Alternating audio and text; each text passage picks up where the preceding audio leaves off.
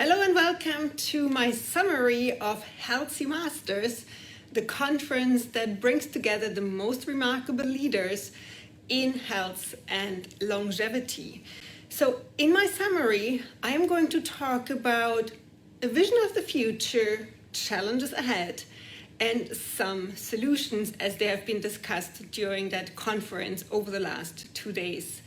So let's talk about a vision first. And during the conference, I shared a vision about an average day in 2050. So what I cannot repeat the whole presentation here because that would just take too long. Let me give you a few examples of how a day for you in 2050 could look like.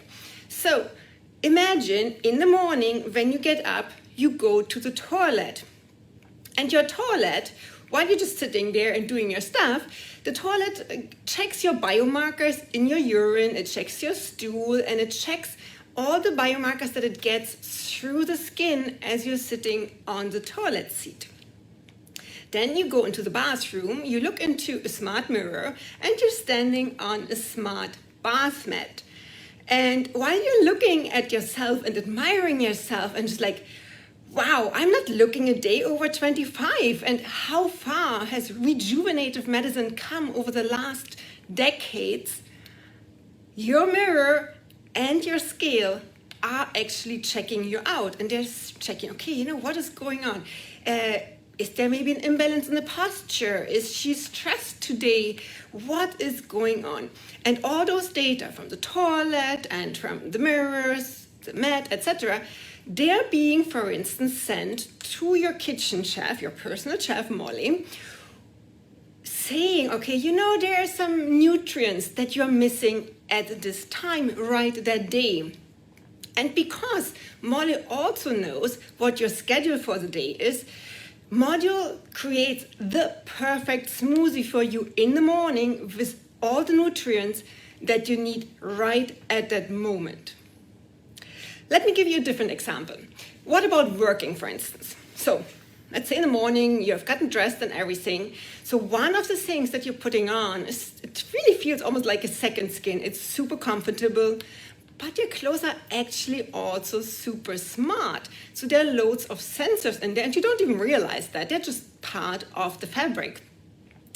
And those sensors and those they also have some, for instance, gives you vibration, it gives you feeling. It's a haptic suit. If you then put on some glasses, you can actually go to a team meeting. And let's say you have a team meeting that is taking place at the beach that day because you want to be super creative. You want to develop new ideas, products, whatever. And that suit and those glasses allow you to feel like you're really there. So this is what people are talking about now when they're talking about the Metaverse. So you are there, you're feeling it. You're feeling the sunshine. It's warming your skin. You can really shake people's hands. It feels like that. You can look into their eyes.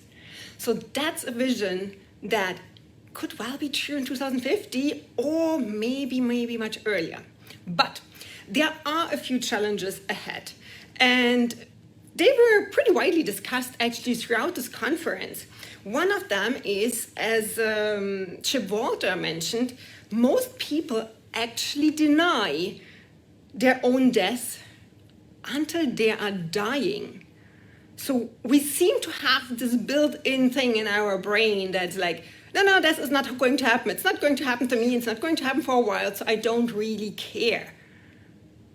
It's just we cannot really relate to that death. The problem though is, and Nicolina Lauk, she called it a bit of a branding issue. We do not realize and really internalize how our health now is related to aging and to longevity and also to death. So it is really important to look at that.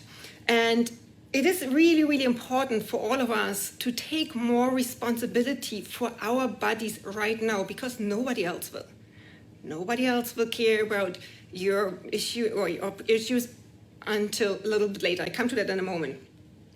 So it's really important to create small communities, like the Jeunessima community, or those attending those conferences, longevity and anti-aging conferences.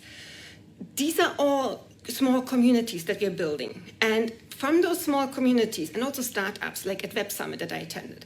So those small communities, when we start talking with each other, then we can go further and go out into the families, or then also to other people around the world. And just next month, in December, actually, 2 other women CEOs and we are creating an invite-only Women for Longevity Club.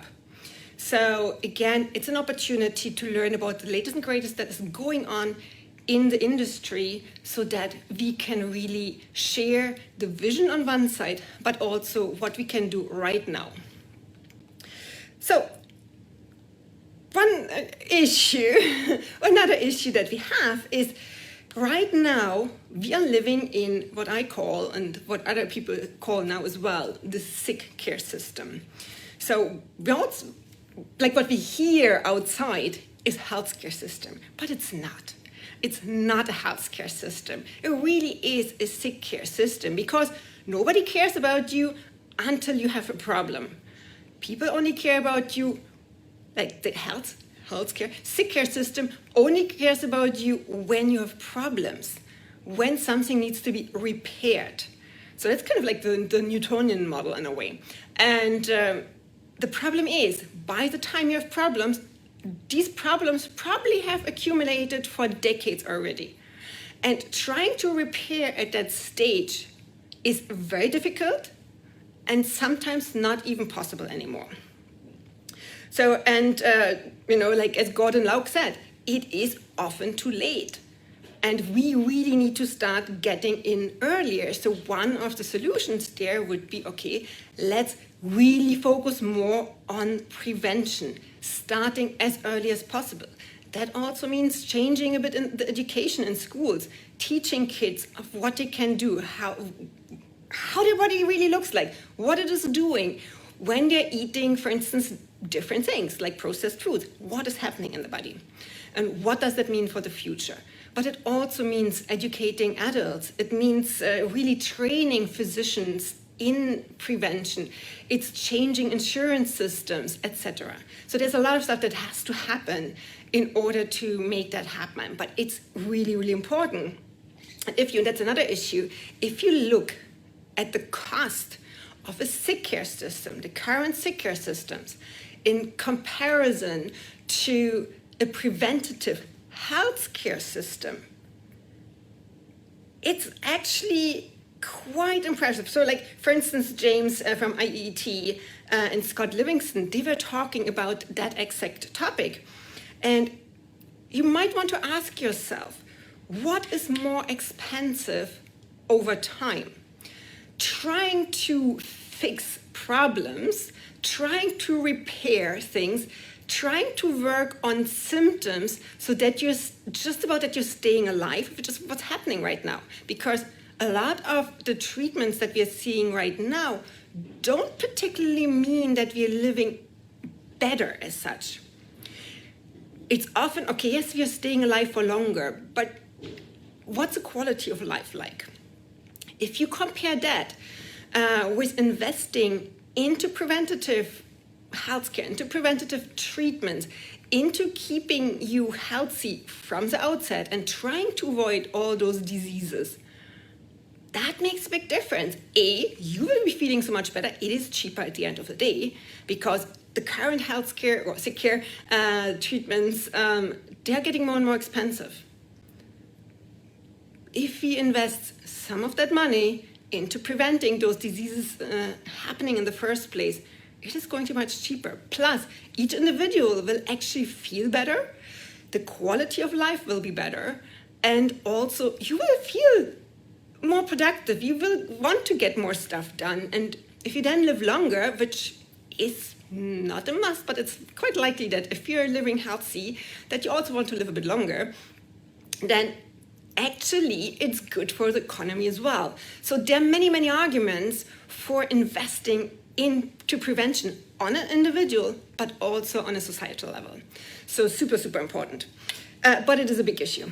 Another issue that we see, another challenge, let's say it like that we're seeing with getting us to live healthier longer is the acceptance of the technology and of the development of the innovations that are already going on and that will be going on over the next years and decades.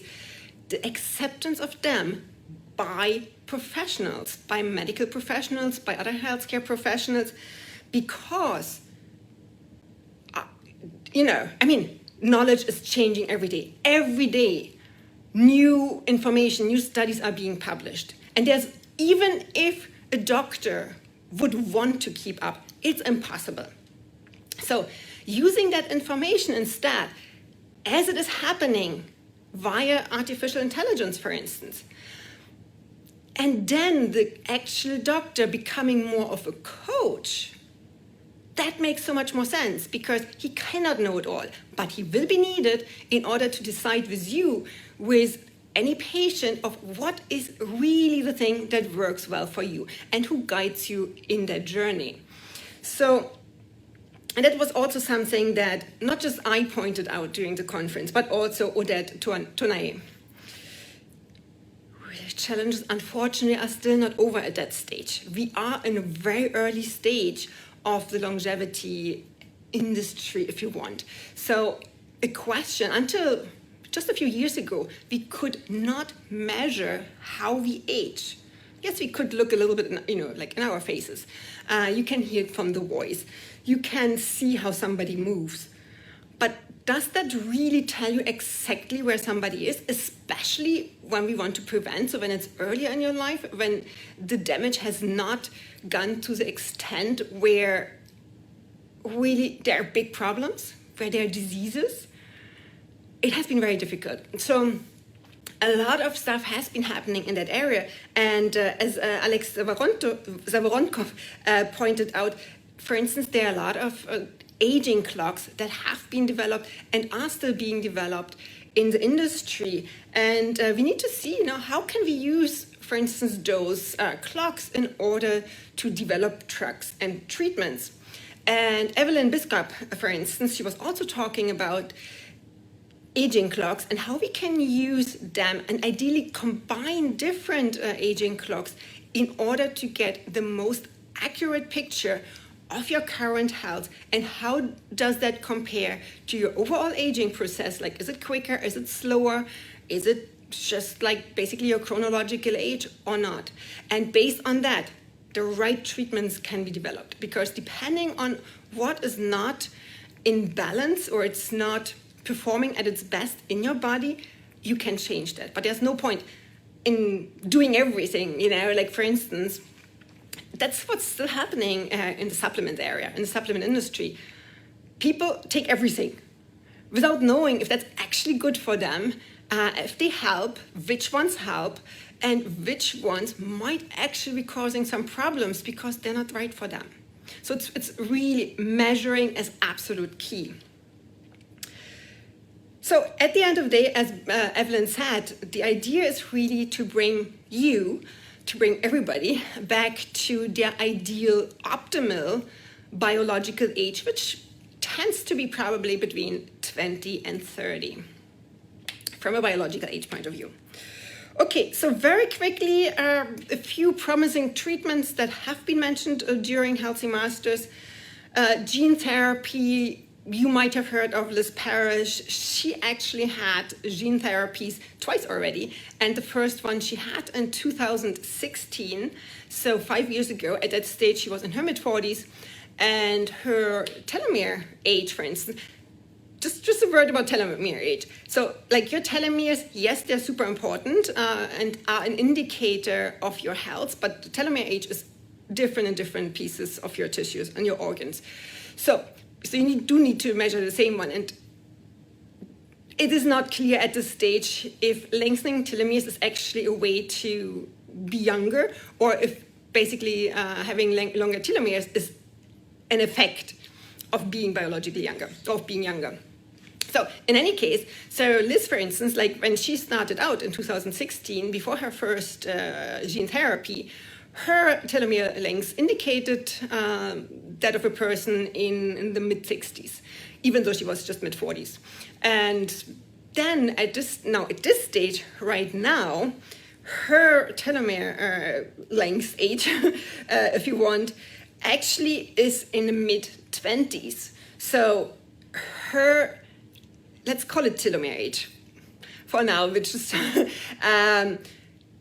has been getting younger by more than 5 years every single year.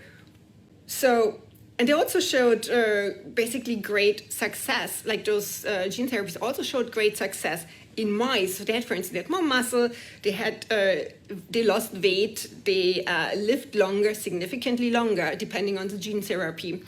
And so they were overall much healthier, looking and feeling, obviously, because some of them they were running around like wild, while those who had not gotten any treatment, they were just lying around and kind of suffering.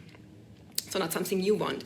So definitely that is very promising. Also, they did actually, BioViva and their partners, they did test a trial with 5 people who had mild to moderate dementia to see if gene therapy, especially HTERT and Cloto, if they would actually help them. And they found that their cognitive basically abilities actually improved slightly, which normally they're falling dramatically, but they actually improved slightly. And even though this was not expected, but I think it's kind of logical if you're using HTERT, which actually lengthens your telomeres. So it's not surprising that their telomeres also lengthened despite them being dementia patients, which normally means it's a lower length, telomere length. Okay, so and another trial where it's actually going into the second trial that's really interesting is the one from Greg Fay, the TRIM trials. So in the first one, he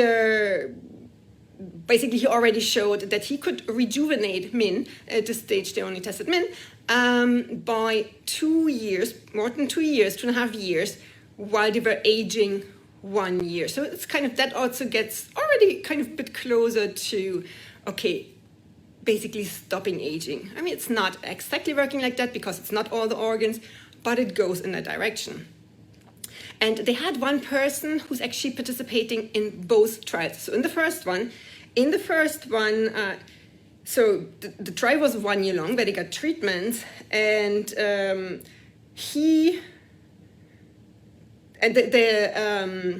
used pheno-age as a marker of biological age. So just so you know, because there are so many different aging clocks, as I mentioned, so they used plasma pheno-age. So even after the first year was over, the treatment still continued to work, and after 2 years in total, his pheno-age had lowered by 11.4 years. That's dramatic, 11.4 years. So considering that his chronological age had gone up by 2 years, he basically rejuvenated by 9 years. Then over the next 3 years, his pheno-age increased again a little bit, but when he started his second trial, he very, very quickly dropped, and much more quickly than in the first round, he much more quickly dropped by another 4 years in his pheno-age. So it's definitely one of the therapies that we need to watch out for, and that I'm very curious to learn more how the second trial, also including women, is going to go. And then the last one I do want to mention is the one from Mike West and HX. He's talking about induced tissue regeneration, where, just imagine, you have some problems in your body, some organs are not performing well, they might be deteriorating, but you can actually regenerate those tissues inside your body without you doing anything specific. So you don't have to go to get like even an organ transplant, which is always related, at the moment, still related to a lot of problems. So this can be repaired at that time in the body. And of course, I mean, in 2050, to come back to the vision, we will also have nanobots running through our bodies all the time to check how healthy you are and to potentially repair things in your body right there and then.